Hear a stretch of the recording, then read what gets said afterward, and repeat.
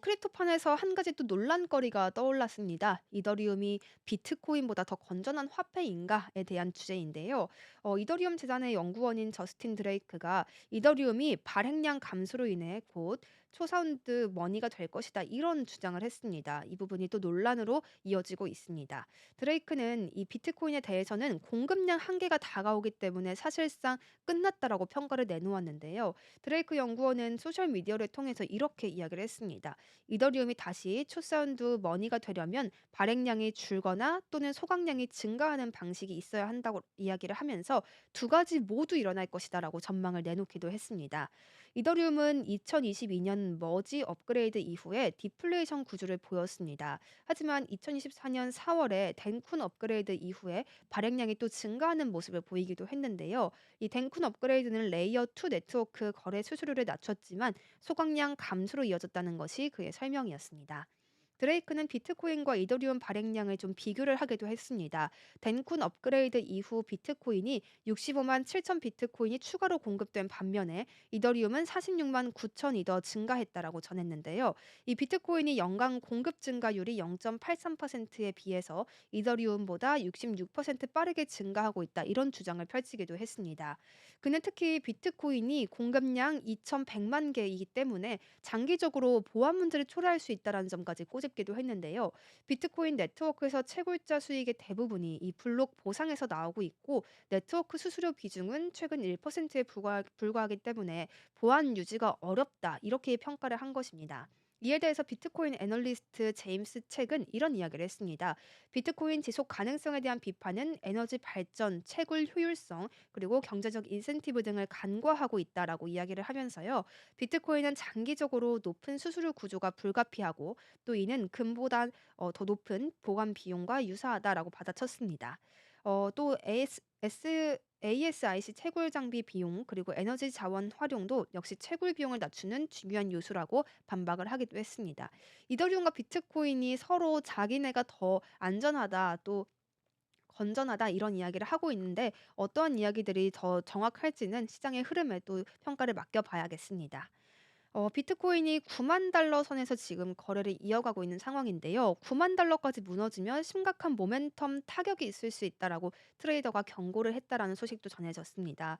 어떤 이야기인가 했더니요. 체드가 최근 유튜브 전략 세션에서 비트코인이 현재 10만 7천 달러 저항선 그리고 9만 달러 지지선 사이에서 박스권을 형성하고 있기 때문에 이 9만 달러를 지키는 것이 매우 중요하다. 그래야만 강세 추세를 유지할 수 있다라고 강조를 했다라는 소식이 전해졌습니다.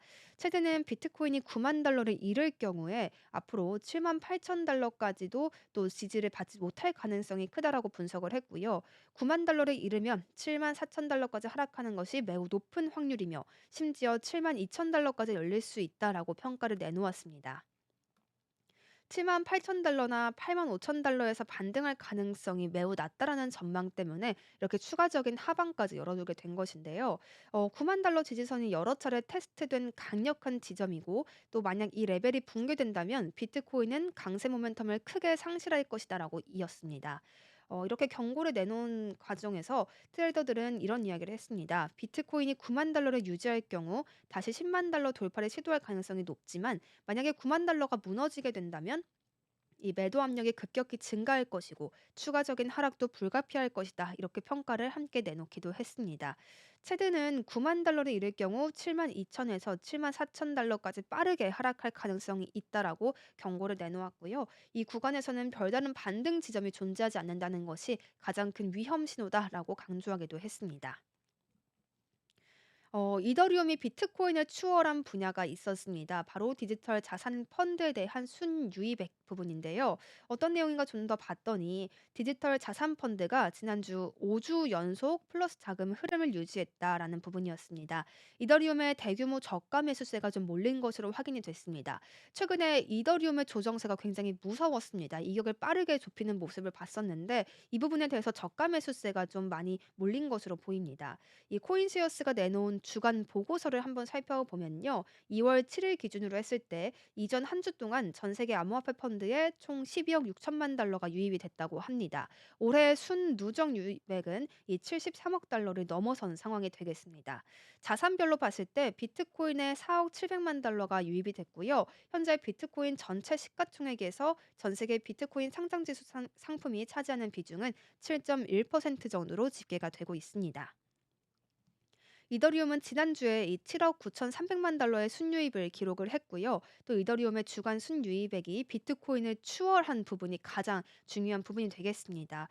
올해 들어 이번이 처음이라고 합니다. 이렇게 추월한 부분은 좀 주목할 만한 부분이 정말 되겠고요. 지난주에 이더리움이 일시적으로 2,100달러 부근까지 좀 하락을 했죠. 그러면서 대규모 저가 매수세가 유입이 됐다라고 코인체어스가 분석을 내놓기도 했습니다. XRP 같은 상황도 조금 더 살펴보면 2,110만 달러, 솔라나는 1,120만 달러, 수이에는 430만 달러, 카르다노에는 260만 달러가 유입됐다는 점도 참고로 전해드리겠습니다.